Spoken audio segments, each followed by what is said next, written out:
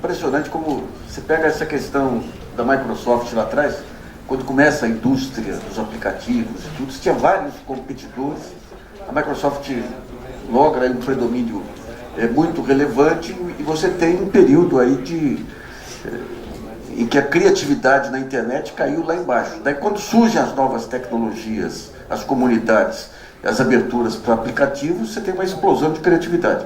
Eu quero convidar o Fernando Teco Sodré, que é CEO, como pronuncia o nome da empresa? IKEY, que é holding de investimento do setor de TIC, baseado no Porto Digital, lá de Recife, que é um dos modelos hoje aí de economia criativa nessa área. Olá. Vou fazer uma pergunta para vocês aqui. Quem de vocês tem nesse momento, um celular na mão que tem algum jogo instalado nele? Tem no tablet. Quem mais? Quem de vocês tem um celular na mão que tem algum tipo de jogo instalado dentro do celular? 2, 3, 4, 5, 6. Mais ninguém. Então tá bom. Olha só. 67% dos brasileiros que têm smartphones na mão jogam. Vocês que ainda não têm, vocês fazem parte de 1/3 dos brasileiros que não jogam com os seus celulares. Estamos falando de um mercado aqui no Brasil, né, um pouco mais de 15 milhões de pessoas. Estamos falando do mercado mundial que já ultrapassou 1 bilhão de pessoas que jogam em dispositivos móveis. É muita gente. Naturalmente, tudo que envolve dispositivos digitais e serviços digitais, você acaba construindo um modelo de negócio que é inerente à plataforma. Tudo que, quando eu fui chamado aqui para a gente poder fazer esse debate, e aqui eu estou representando a IKEY, que está baseada no Porto Digital em Recife, nós somos investidores de 14 negócios na economia digital. Basicamente, todos os negócios na economia digital, eles partem, né, de um conceito. Os conceitos podem ser coisas simples, né, transacionais, que não são criativos, e complexos como da economia criativa, que envolvem uma criação bruta, pura, desde o seu início, até eventualmente criação de personagens, roteiros, cenários e todas as técnicas necessárias para cada meio. Eu prometo não me alongar, porque eu acho que os debates são mais interessantes. Eu vou passar rápido aqui, mas tem informações bastante interessantes para que a gente possa conversar posteriormente, tá bom? Só dando um pano de fundo, obviamente eu não consigo representar a Firjan, muito menos o governo federal aqui. A IKEY é um grupo de investidores, somos 3 pessoas, com dinheiro próprio. Nós não temos dinheiro público, nós não temos dinheiro privado, é dinheiro próprio nosso. Ou seja, a gente não captou, nós não somos um fundo de investimento. Nós decidimos investir com os nossos próprios recursos ao longo das nossas carreiras profissionais em negócios que envolvessem digitais. Em especial, nós criamos redes de negócios a partir disso, para poder investir em novas tecnologias ou em novos serviços. Primeira coisa, sejam bem-vindos a um mercado maduro de mais de 20 bilhões de dólares no mundo e que começou, que jamais existia, como o Nassif colocou, antes de 2008. Esse mercado, ele foi criado na folha de papel em branco em 2008. Esse mercado tem mais de 20 bilhões de dólares. O mercado de cinema nos Estados Unidos são 24, para vocês terem uma ideia. Então a gente está falando de um negócio que foi criado entre economia criativa, naturalmente, plataformas transacionais, muito investimento, mas com um modelo de negócio estável e que nunca mudou. E aí onde volta a nossa conversa anterior, daqui da mesa, que eu aprendi muito. Espero que a gente possa debater para a gente poder aprender mais coisas. Esse mercado de aplicativos, ele foi criado a partir de um modelo de negócio do seu instante zero. Todo mundo pode ter a capacidade de colocar um aplicativo para qualquer consumidor que tem um smartphone na ponta. E a empresa que vai distribuir esse aplicativo para você, que no caso da economia criativa, por exemplo, do audiovisual, são as grandes distribuidoras, ou do mercado de home video, do mercado de cinema, eles cobram um valor que é explícito e transparente. No caso do Google, 20%, e no caso da Apple, 30% da receita que você coloca lá. Não mudou até hoje. Todo mundo sabe como é que se ganha dinheiro lá dentro. Então, se você quiser fazer você faz bota lá, você vai ter que fazer o seu marketing, a sua mídia, o seu trabalho, para você poder ter ou 70% de um ou 80% de outro, para ganhar dinheiro nesse negócio. Sendo que, como tudo é muito rápido e o mercado cresceu como ninguém jamais imaginou, no caso de smartphones, até mais ou menos ali 2010 e 11, você tinha aplicações que geravam negócios na faixa de milhões de dólares por ano. Hoje você tem aplicações, em muito pouco tempo, 2 ou 3 anos depois, negócios que faturam centenas de milhões de dólares por ano. Um único mísero aplicativo feito por 12 ou 14 pessoas pode gerar centenas de milhões de dólares de receita ao ano. Então já não é uma briga para pessoas individuais e grupos simples com pouco entendimento sobre o que é que roda. Eram companhias absolutamente fragmentadas até mais ou menos 2010 e 11. Existiam milhares de fornecedores de aplicativos que ganhavam alguns milhões de dólares por ano. Hoje em dia são dezenas de empresas que ganham centenas de milhões de dólares por ano. Esse mercado amadureceu e se profissionalizou extremamente rápido. O desenvolvimento estava na casa de dezenas de mil. Você podia fazer um bom aplicativo, um bom jogo, por exemplo, um bom conjunto de filmes, por dezenas de mil dólares, 50 mil dólares, 80 mil dólares. Hoje, para você fazer um bom jogo, devido ao grande crescimento e amadurecimento do tipo de consumidor, que são vocês que têm smartphones e que têm jogos nas suas mãos, e que vocês gostam de determinados jogos mais de um e mais de outros, e menos de outros, para fazer um bom jogo hoje são algumas unidades de milhões de dólares para você fazer bons jogos. Mas ainda é muito, muito mais barato do que fazer qualquer peça audiovisual de distribuição mundial, sem a menor dúvida do mundo. Sem a menor dúvida. O marketing era de performance, porque era baseado em nicho. Hoje em dia, os investimentos em marketing para aplicativos em celulares, eles são algumas unidades de milhões de dólares de investimento. Você vê que a minha recorrência nesse slide de falar de milhões de dólares é tão alta, porque esse mercado está tão profissionalizado e tão grande, que precisa-se de várias pessoas, vários gestores, várias pessoas experientes dentro do mundo digital, que façam com que o seu aplicativo desenvolvido, que você criou, e que pode vir a ser algo, obviamente, criativo sobre aquilo, pode ser um personagem, pode ser um jogo, pode ser um filme, um audiovisual, dentro, por exemplo, de dispositivos móveis. Você vai ter que aprender um monte de coisas antes de achar que vai dar certo. A questão é, ainda tem espaço em algum mercado ou não? É só para cachorro grande mesmo, como eu estou querendo dizer aqui?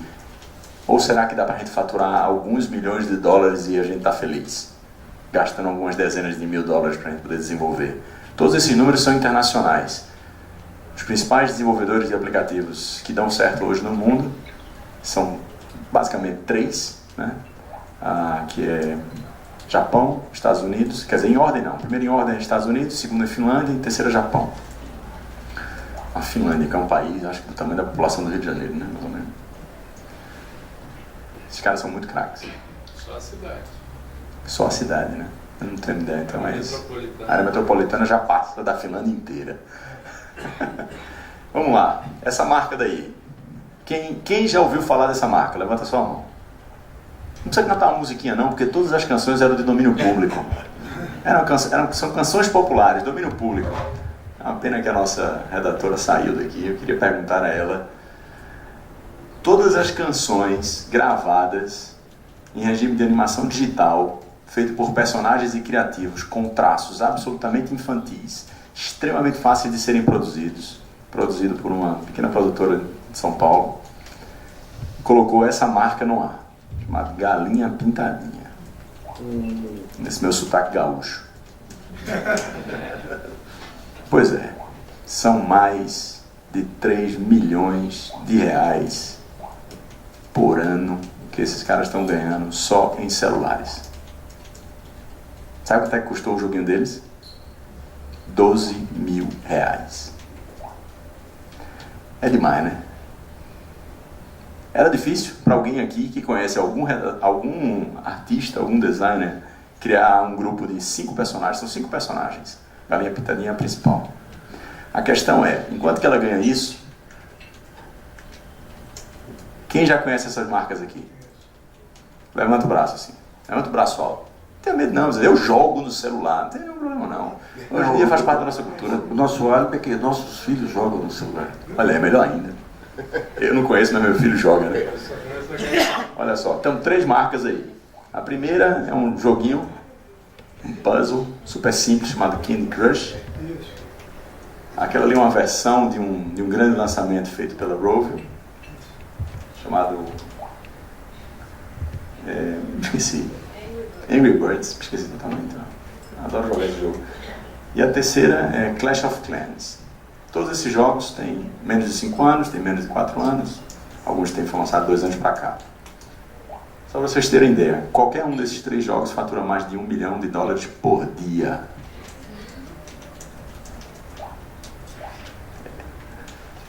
Eu duvido alguém que consiga construir uma marca, um filme, uma peça, uma música, um show, um evento, que por mais de 6 meses ganhe mais de $1 milhão por dia, se não explorar a sua capacidade criativa através de mecanismos de distribuição e modelos de negócios estabelecidos dentro de meios digitais. Eu duvido.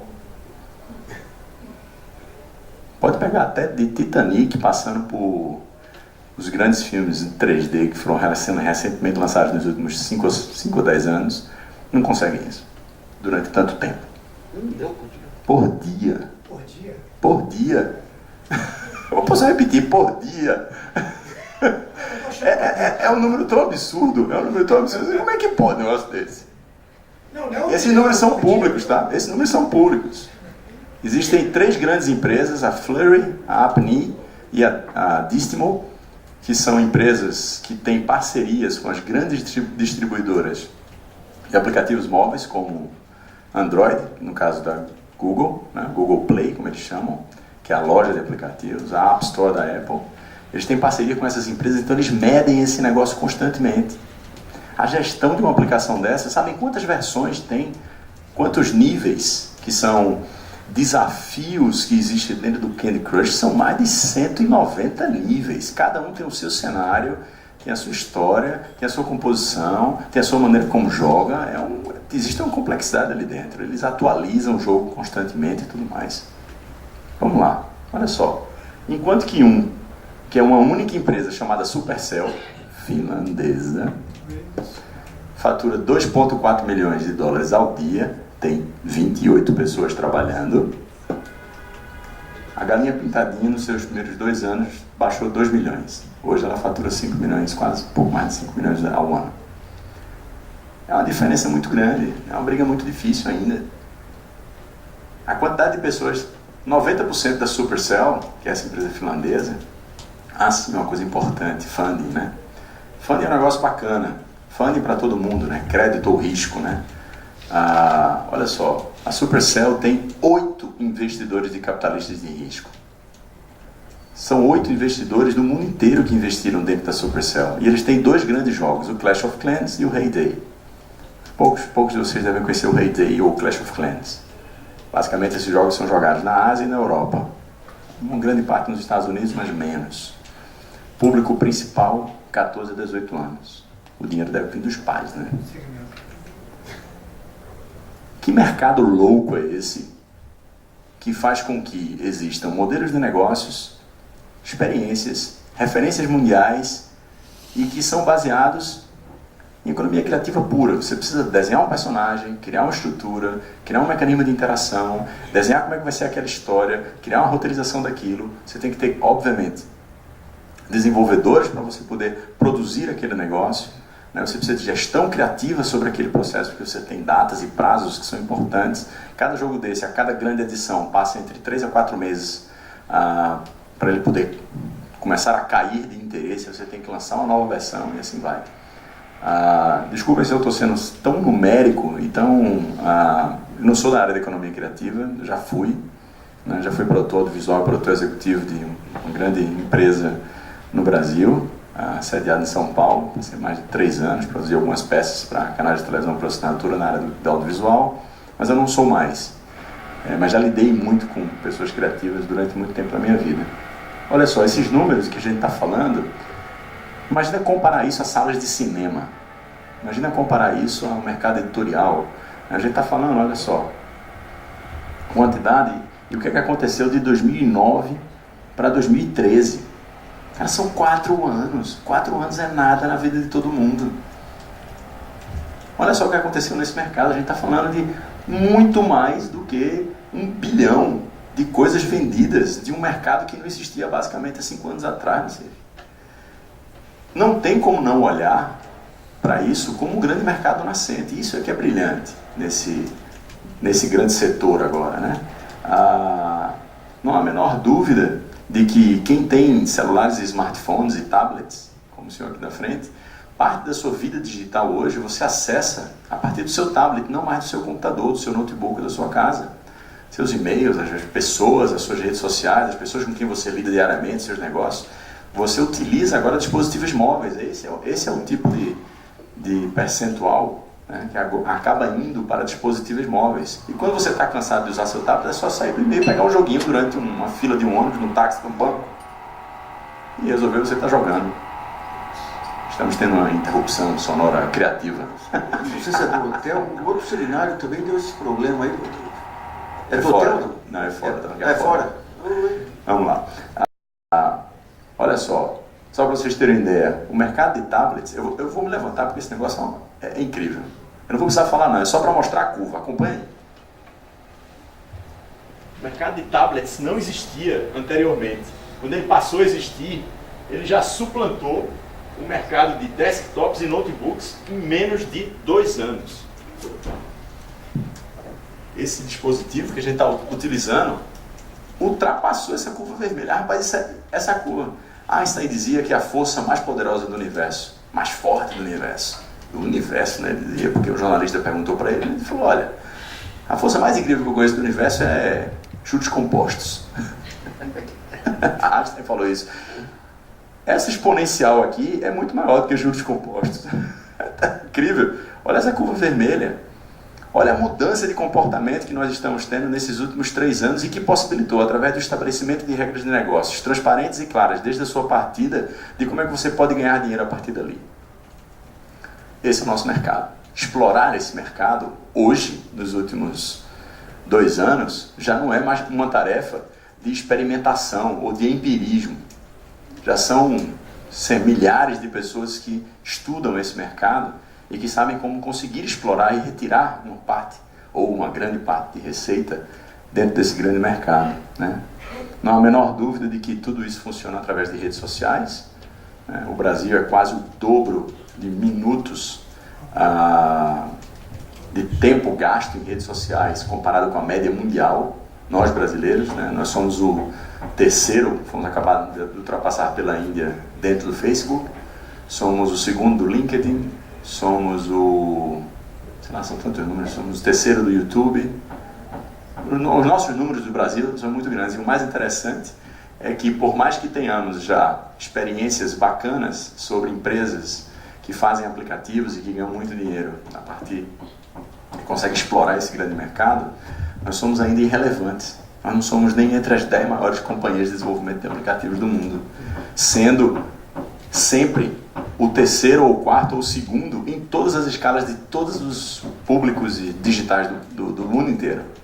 Do ponto de vista de exploração, a gente está muito aquém. A globalização está ali, olha só para poder explicar isso para você, né? Olha só, a América Latina está a 8% ali em 2010, enquanto ainda Estados Unidos tem caído percentualmente muito forte, a Europa então não se fala, e a China decolou do ponto de vista de construção do PIB digital desse negócio. Bem, futuro é massa, futuro é lindo, vamos lá, vamos catar o nosso pote de ouro, né? Mas é uma dificuldade, tem gente que já conseguiu, tem gente que não conseguiu, tem gente dando errado, tem gente que já faliu, como tantos produtores de eventos e audiovisuais, como qualquer outro grande mercado, isso também funciona aqui. O que eu já posso dizer é, o mercado já é maduro, já tem pessoas experientes nisso, já não é mais tão simples de explorar esse mercado como era 2, 3 anos atrás. Olha só, o brasileiro tem 27 horas por mês nos seus computadores, comparado com 24,7 do mundo. 23% dos brasileiros usam seus telefones para acessar na internet, 27%. Hoje a gente tem mais de 200 milhões, estamos falando de mais de 50 milhões de brasileiros que usam seus celulares para acessar a internet ou serviços digitais na internet. Não há a menor dúvida de que celulares e tablets, né, se tornam muito importantes dentro da cena digital no Brasil, né, devido ao seu custo de entrada ser muito mais baixo do que um computador, sua necessidade de instalação, né. Eu participei de várias pesquisas recentemente, e há uns 2 anos atrás a Positivo contratou uma grande empresa de pesquisa mundial para poder descobrir. Positivo fabrica aí uns 2 milhões, 3 milhões de computadores por ano, né, e vende no varejo brasileiro. Vocês sabem, computadores no Brasil há mais de 5 anos, vende-se mais computadores por ano no Brasil há mais de 5 anos do que vende-se televisores. Tá? Isso há mais de 5 anos. Positivo, que é líder nesse negócio, tem uns 25% de market share. Oi? Vende muito para a escola. Vende muito para a escola também, exatamente. E aí eles fizeram a pesquisa, onde é que se coloca o computador na classe C? E descobriu-se que o computador na classe C vai para a sala, não vai para o quarto. Ele fica na sala, no meio da sala. Ele é um objeto de decoração, de exposição, de autoestima da família. Isso foi substituído. Os tablets entraram no jogo e os celulares entraram no jogo devido ao seu uso individual. Isso tem 2 anos de grande mudança de cultura sobre a utilização de um dispositivo digital. Bem, todos os outros números que eu coloquei aqui como documentação para vocês são importantes. Uma coisa legal é que a Associação Brasileira de Startups, ou seja, são as empresas que mais exploram esse mercado de aplicativos e eventualmente outras áreas. Hoje existem mais de 2.300 startups no Brasil, hoje em operação, né? São empresas que recebem investimento, ou que estão em incubadoras, ou que estão tentando construir o seu lugar ao sol, principalmente dentro do mundo digital. Em especial, São Paulo lidera com 600 delas, depois Minas Gerais, depois Rio de Janeiro, e depois Pernambuco, muito perto do Rio. São os 4 grandes estados, aí logo depois vem Paraná, acho que vem Santa Catarina e Rio Grande do Sul, ou Rio Grande do Sul e Santa Catarina, fechando aí 5 ou 6. Uma coisa importante, o grande público está entre 18 e 34, representando aí 50%. Então, 18 a 34, 18 anos a 34 anos é o principal público de consumo de dispositivos digitais e conteúdo digital, se você quiser explorar alguma coisa para essa mídia. Bem, existem mercados gigantescos, como os mercados de aplicativos para o setor empresarial, que não tem nada a ver com a economia criativa, é um mercado muito forte, esse mercado fatura muito no Brasil, mas são mercados de aplicativos, esse era o tema. Agora entendendo um pouco mais sobre a economia criativa, isso é irrelevante, mas empresas que oferecem técnicas de apresentação das suas marcas ou dos seus conteúdos na liderança conceitual da sua relação com o consumidor através de jogos. Quem joga diz que vai continuar jogando. Esse número de 74% vão continuar jogando, né? Quem um dia jogou num celular e achou um jogo bacana, foi apresentado por um amigo, vai começando a interagir mais e baixando novos jogos e interagindo a partir dali. Hoje o mercado brasileiro gera mais de receitas para produtores e distribuidores brasileiros de aplicativos, mais de R$500 bilhão. Até onde é que veio esse número, né? Esse número, a gente tem interação com muitas empresas. Eu selecionei 1, 2, 3, 4, 5, 6, 7, 8 empresas e a gente interage com algumas delas, ou investidores, e conversa com muita gente do mercado. Essas empresas, tem empresas aqui que faturam mais de R$100 milhões por ano, tem empresas que faturam aí uns 15 ou 20, a menor delas fatura 10. Todo santo ano somente no mercado de aplicativos, tá? Ou de serviços digitais móveis voltados para entretenimento. Pode ser música também, que é muito forte no setor de serviços digitais móveis. Música também é muito forte, mas perdeu um percentual muito grande nos últimos 3 anos para jogos. Hoje os jogos representam 57%, 58% da utilização de celulares no mundo inteiro. São 46 milhões de brasileiros que acessam a internet pelo menos uma vez por semana através de celulares. 35 desses jogam. 42% são mulheres, a grande maioria, quase 60%, são homens. No ranking de gamers, o Brasil é o 4º. Mas no ranking de receitas, a gente está longe de ser o 15º ainda. O grande mercado ainda são de grandes produtoras americanas, finlandesas e japonesas disponíveis nesse mercado. Finlandesas? Finlandesas. A Finlândia é o segundo maior país de produção de games digitais para dispositivos móveis do mundo. Aí tem uma coisa interessante, olha só. Hoje, nesse momento, 28 de outubro, estava saindo do hotel, peguei esse ranking aqui. Dentro daquelas 3 empresas que eu estava falando que a gente tem que estudar para poder explorar esse mercado, essa aqui é a Distimon, estava olhando para o ranking dela. Nesse momento, dia 28 de outubro, tanto na Apple Store, olha só, o primeiro, o segundo, o terceiro, o quarto e o quinto mais aplicativo baixado do dia de hoje foi o aplicativo para inserção do número 9. Vocês sabem o que está acontecendo aí nessa regra da Anatel, precisa inserir mais um número 9 para poder ligar. E isso aconteceu. Em especial, esses aplicativos estavam num ranking muito acima de 20. Isso aconteceu na App Store. No caso, na Google Play Store, totalmente diferente, outro tipo de mercado, representando uma tendência mundial. Os primeiros 5, WhatsApp, Facebook, Poll, Instagram, Facebook Messenger. São 5 aplicativos de comunicação, e logo depois já tem alguns jogos ali, a partir do 6º, 7º, que é onde está o mercado principal. Se a gente olhar para o mês e não para o dia, essas coisas começam a ficar basicamente iguais, com a diferença de que já entra Candy Crush, que foi aquele jogo que eu mostrei para vocês, que faturou mais de 1 milhão por dia, em 5ª posição. Isso aqui é somente jogos baixados por brasileiros, tá? Não são jogos baixados mundialmente não, é jogos baixados no mercado brasileiro através das operadoras do Brasil, tá? Através da App Store, através da Google Play Store, que são como você baixa jogo nos seus celulares ou dispositivos móveis. Então eu já tenho, olha, na Apple eu tenho muito mais jogos do que eu tenho na Google Play Store, e isso representa, a Apple hoje tem um mercado de receitas, apesar de que o market share delas de dispositivos novos é muito pequeno do ponto de vista de entendimento de mercado. A Apple hoje está a menos de 20% do market share mundial de smartphones. A Android tomou esse mercado por assalto. Mas a grande receita ainda vem dos clientes que utilizam iPhones. Como é que se financia aplicativos móveis, principalmente jogos, que é a grande parte da receita? E jogos é pura economia criativa, né? Você tem que fazer um game design, você tem que desenvolver uma bíblia, você tem que fazer uma roteirização, você tem que fazer roteirização por níveis, você tem que criar personagens, você tem que criar objetos, você tem que fazer produção, tem que fazer tudo que tem que fazer. Tem que fazer filmes, oi? Tem uma dramaturgia. Tem uma dramaturgia inteira, tem que ser construída dentro do jogo para poder deixar ele atrativo para quem gosta de jogar. Como é que se financia? É muito parecido com a indústria de entretenimento, em especial na área do audiovisual. Você tem os publishers, que nada mais são os representantes dos grandes distribuidores.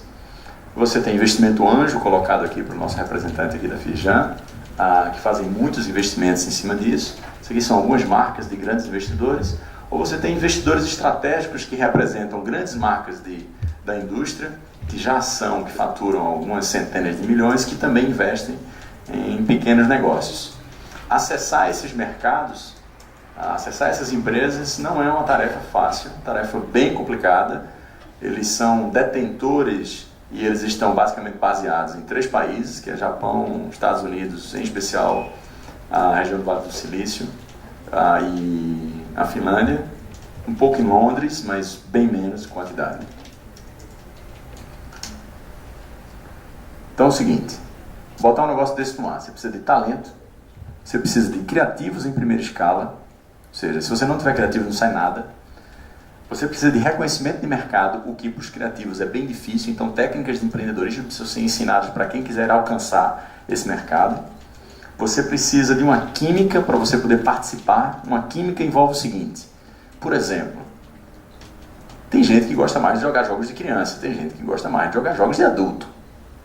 Se tiver eu e o Nassif conversando sobre música, não vai rolar química nenhuma, eu não entendo nada de música. Não vou ter debate. Eu não vou ter algo que consiga haver uma assimetria e dessa simetria criar uma irrupção. Então tem que ter pessoas que consigam dialogar sobre o mesmo tema. A gente já investiu em empresas de jogos, nós já falimos em empresas de jogos e a gente tem empresas de jogos dentro do nosso portfólio que funcionam. E que estão bem, que tem 8,5 milhões de jogadores, por exemplo, rodando no mundo inteiro, com distribuições em todos os países do mundo e tudo mais. Funcionam bem, mas nem todas. Jogando interativamente? Quando você fala da química? Não, da química envolve pessoas que estão participando da empresa. Pessoas, entre artistas, programadores, gestores, todo mundo tem que participar. Uma empresa criativa é algo complexo, né? Eu participei, tive a oportunidade de participar de uma delas. É algo complexo você gerir uma empresa criativa, né? De escala mundial, então, é dificílimo para você transmitir toda essa mensagem. Oi? Não tem problema de ego, não? Tem, claro. Artista. Eu sou um velho artista. O grande problema que eu tive na minha vida, a carreira toda, é primeiro de gerenciar o ego, que é complicado. A gente acha que... Não, fala o cotidiano. Olha, artista é artista. Acho que a melhor frase é essa. Não tem muito o que se fazer, não. É ele quer impor as condições. Um dos segredos da economia criativa, do ponto de vista de gestão, nós como investidores tentamos colocar um pouco de técnicas de empreendedorismo e gestão dentro dessas empresas que fazem parte dessa economia. Na nossa visão, eu fui executivo de outras grandes empresas na área, você tem que separar e você tem que ter múltiplos times criativos. Todas as empresas criativas que eu vi que deram muito certo no mundo, tantas grandes distribuidoras de produção audiovisual, seja cinema ou televisão, até jogos, você tem múltiplos times criativos.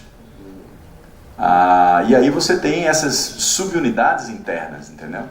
Por exemplo, uma Globo aqui no Brasil, considerada uma das empresas, é do setor, obviamente, da economia criativa, e desenvolveu o seu modelo de negócio a partir da publicidade, né, sob licenças de broadcast, né, no caso de exploração, concessão. Como é que funciona? Você tem núcleos criativos lá dentro. No caso, o Projac é totalmente diferente da área de comunicação, é totalmente diferente. Dentro do Projac você tem diretores de núcleo. Os diretores de núcleo são núcleos totalmente independentes. Então você tem competições ímpares ali dentro. Sim, mas são totalmente independentes. Ninguém toca naquelas pessoas, basicamente, né? Então, e elas não se tocam. Isso é bacana. Produtoras audiovisuais como ou de pequeno porte ou de grande porte, tipo a Conspiração, a Mixer, ou tantas outras, a O2, elas também trabalham com núcleos criativos. Eles são núcleos independentes que trabalham criativamente. Em jogos é a mesma coisa. Nesse momento, uma das nossas empresas são 6 jogos. Alguns jogos a gente está fazendo para a Disney contratou a gente fazer alguns jogos, alguns para a Sony, alguns próprios, e são núcleos, eles são totalmente independentes. Você não tem que gerir ego. Você pode ficar para trabalhar, meu irmão, você vai ter que sair do outro lado. Se você não sair do outro lado...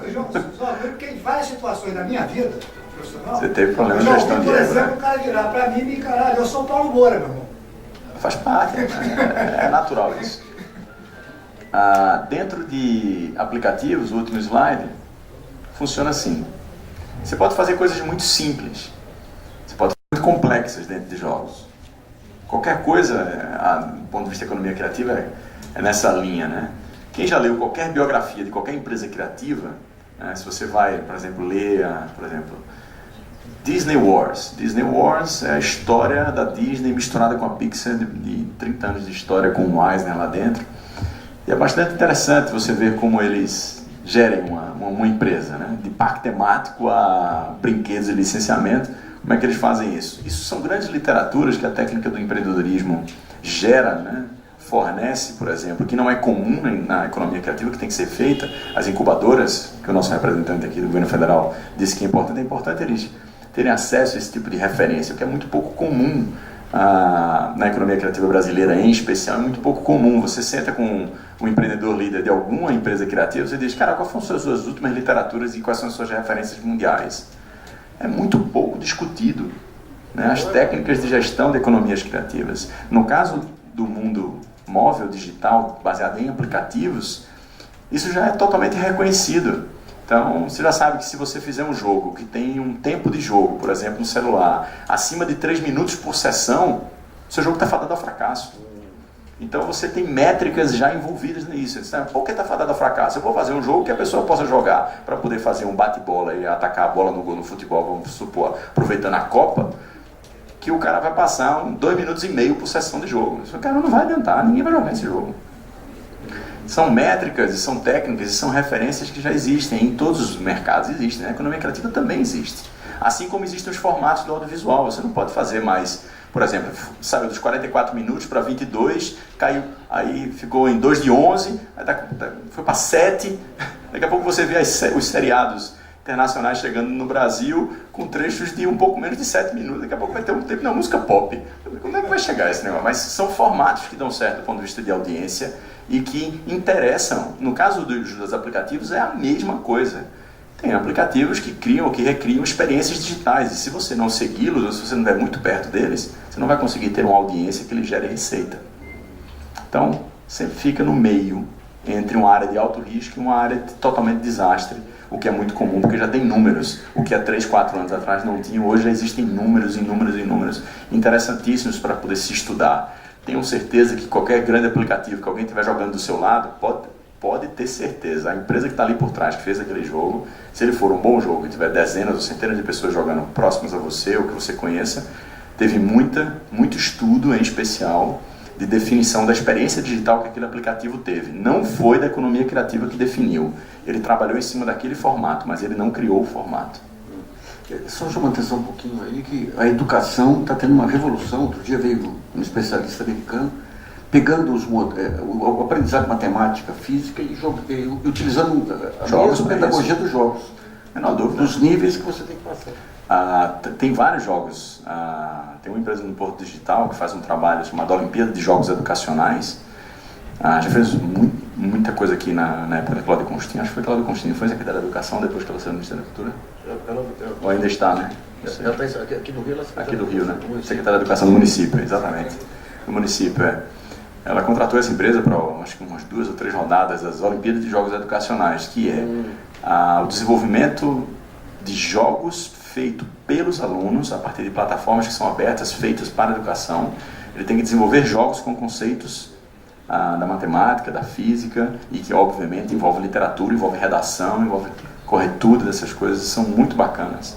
Já tem alunos que já saíram, estão estagiando, por exemplo, em empresas de jogos aqui no Rio de Janeiro e tudo mais. É bem interessante. Vamos lá.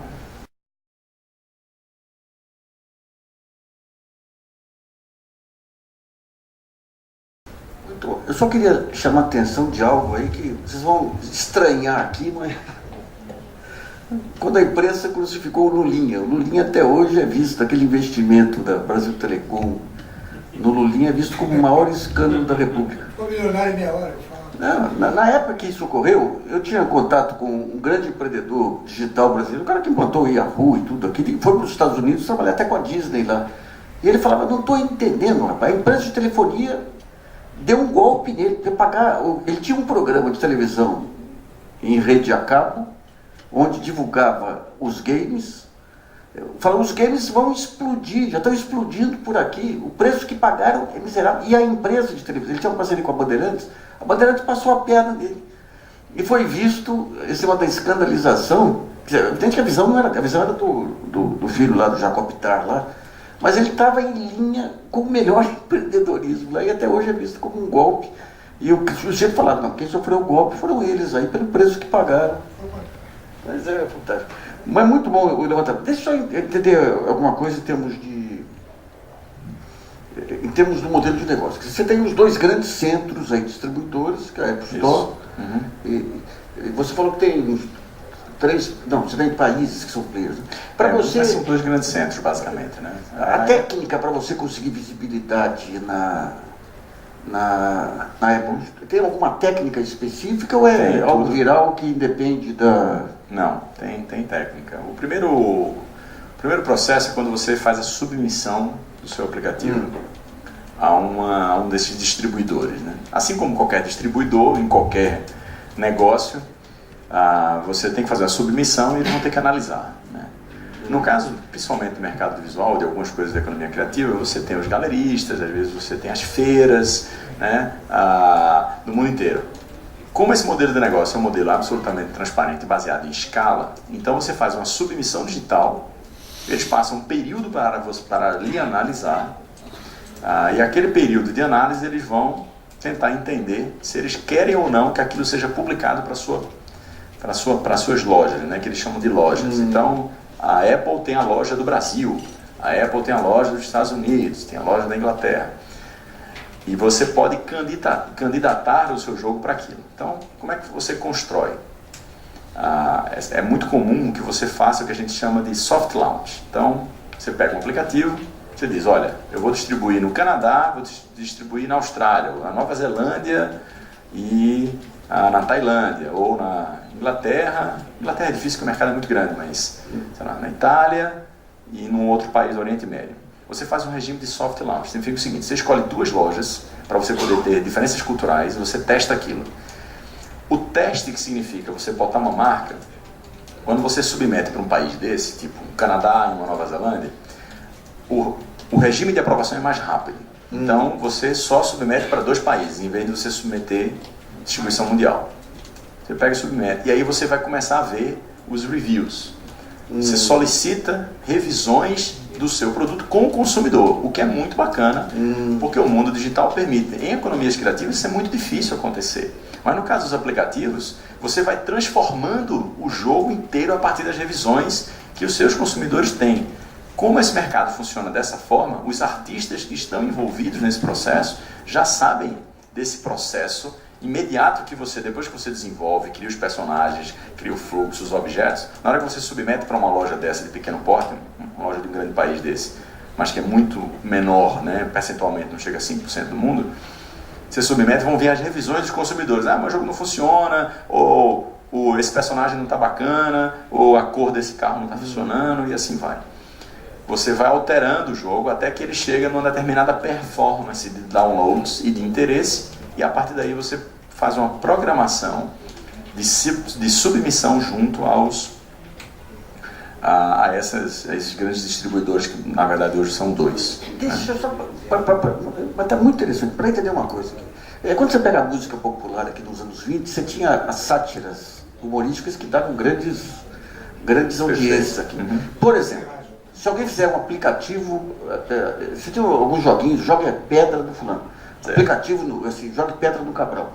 Tá. Aqui no Rio explode esse aplicativo. Certo. Mas como que se casa esses grandes temas pontuais, nacionais ou regionais, de que maneira que entra dentro, digamos, dessas estratégias? Que o brasileiro é capaz de pegar fenômenos como esse, internacionais, e trabalhar também?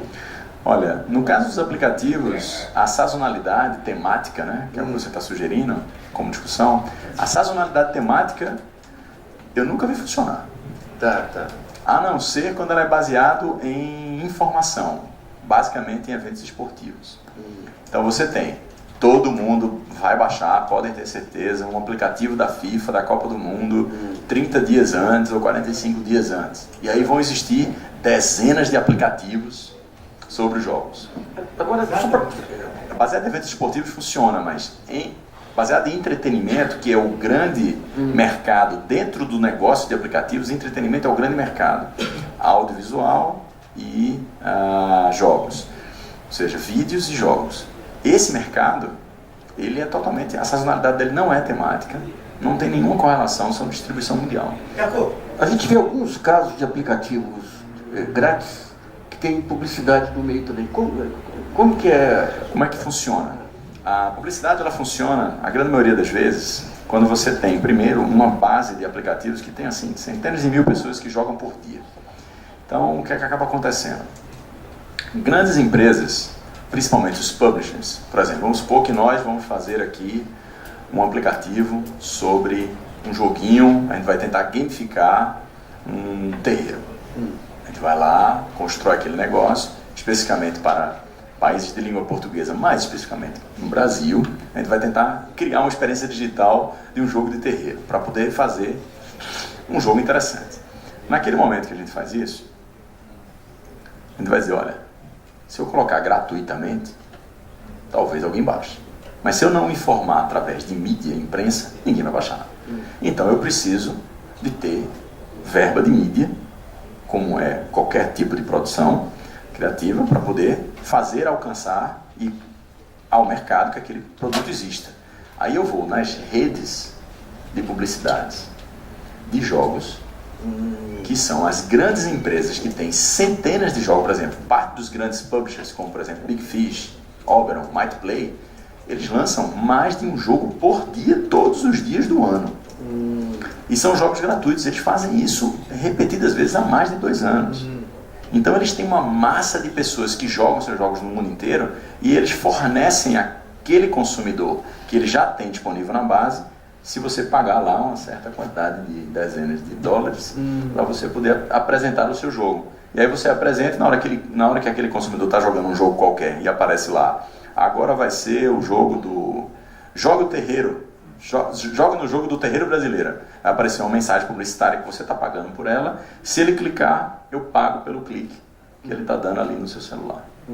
Essas grandes empresas são poucas empresas hoje que fazem isso. São 5 grandes redes de publicidade mundiais de jogos e entre elas, obviamente, a maior delas foi comprada pelo Google. Fugindo da lógica dos jogos. Certo, claro. Então, é um portal de conteúdo, dispositivos móveis.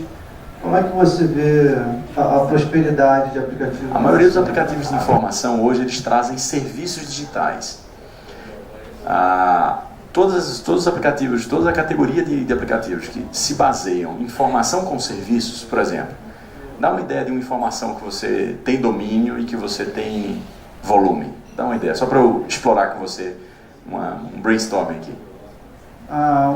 Os parques brasileiros. Parques.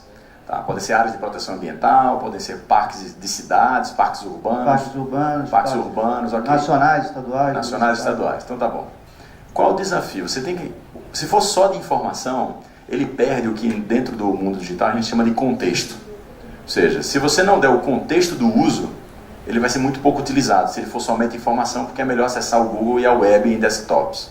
Se você quiser ganhar dinheiro com ele, é melhor agregar serviço, como por exemplo, se naquele momento eu estou agora no Rio de Janeiro e eu tenho um voo às 6 horas da noite, eu quero conhecer um parque bacana, eu vou ligar meu celular e vou dizer, olha, você está próximo, isso é um serviço, de 3 parques. E desses 3 parques, 2, certo, estão abertos neste momento. O serviço agregado à informação faz com que o tipo do uso da informação, e aí no aplicativo ele se torne de melhor interesse do consumidor. A informação pura e simples, hoje ela ficou mais restrita ao ambiente web, não ao ambiente móvel. Captou? Ou seja, se for informação pura, a possibilidade dele dar certo é muito, muito, muito baixa. Se for com serviço, aí ele vai ficar ali na categoria que a gente chama Digital Services, ele fica na categoria das 10 primeiras principais categorias de aplicativos móveis do mundo. Quero agradecer muito a exposição, foi muito interessante, enriquecedora. Eu acho que vamos ter, essa manhã gerou um bom conteúdo aí para a gente depois dar continuidade aos debates. Então, muito obrigado. Obrigado a vocês. Obrigado.